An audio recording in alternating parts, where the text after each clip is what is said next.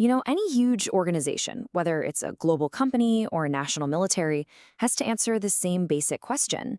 How do you get thousands of people all pulling in the same direction, especially when the pressure is on?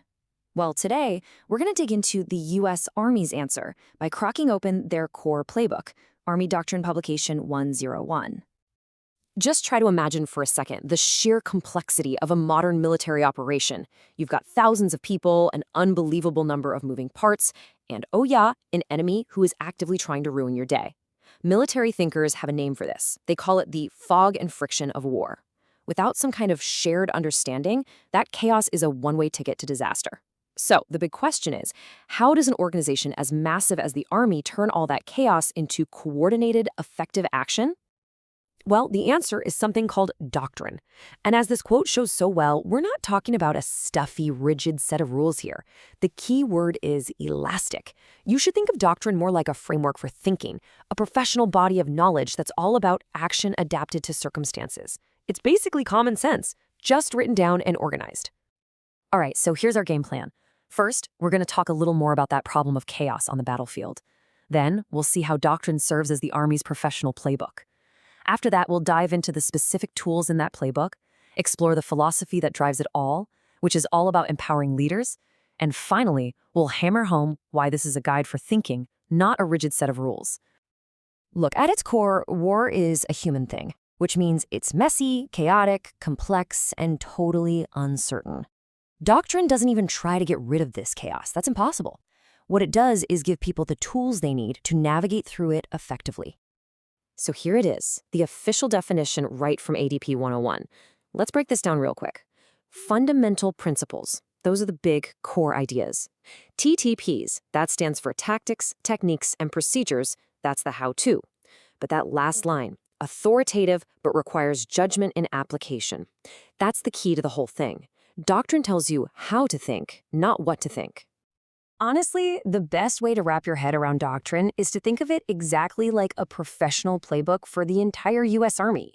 It's what makes sure every single person, from a private to a general, is working from the same sheet of music. So why is this playbook so critical?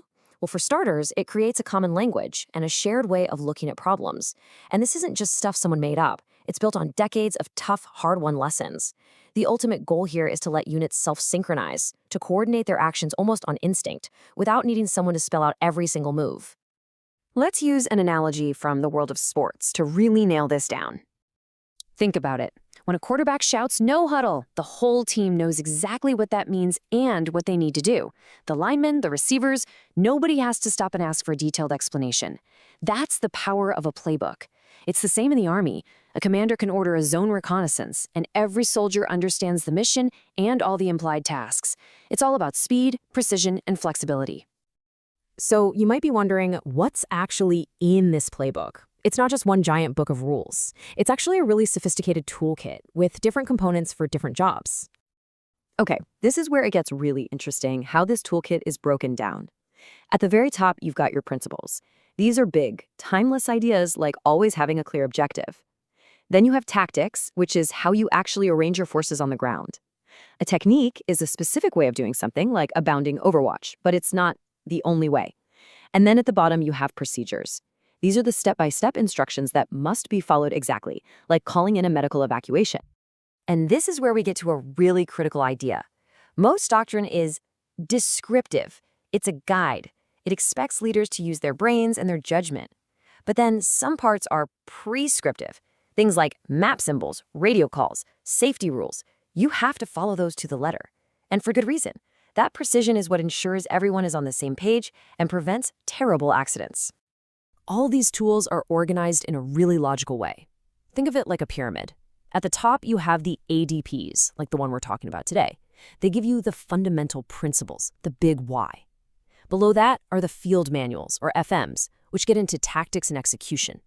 And then you have ATPs, which give you super specific techniques for certain tasks. And just so you know, if there's ever a conflict, the higher level book always wins. All right, now we're getting to the real heart and soul of modern Army doctrine. This isn't about creating mindless robots who just follow orders. It's about building smart, adaptive leaders who can think on their feet. And that philosophy is called mission command. The whole idea is built on trust.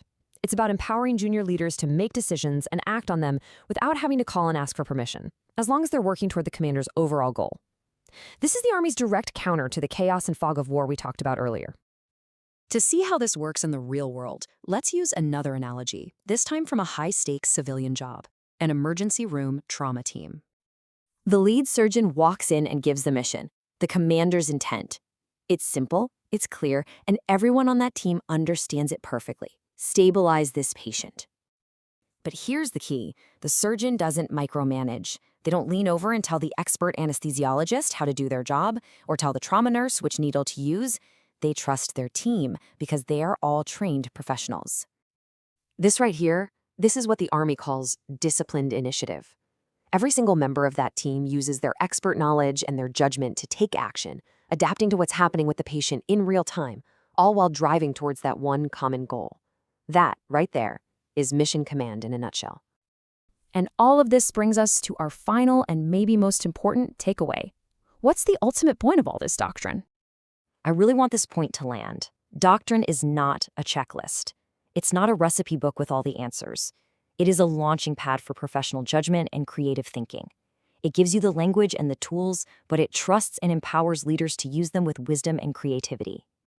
This quote just hits the nail on the head. The whole point of studying doctrine isn't just to memorize it for a test. It's to build leaders who can step into a totally chaotic situation, understand what's going on, and make the right call right then and there.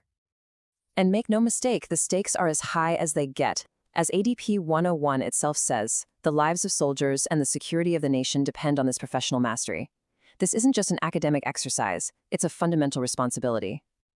So, this leaves us with a pretty big question to think about. This whole philosophy of mission command, of empowering your people, trusting the experts, and encouraging disciplined initiative, that's not just a military idea. It says a lot about an organization that chooses agility over rigidity and trust over control. So, how can we take this powerful leadership approach and apply it in business, in our communities, or even in our own daily lives?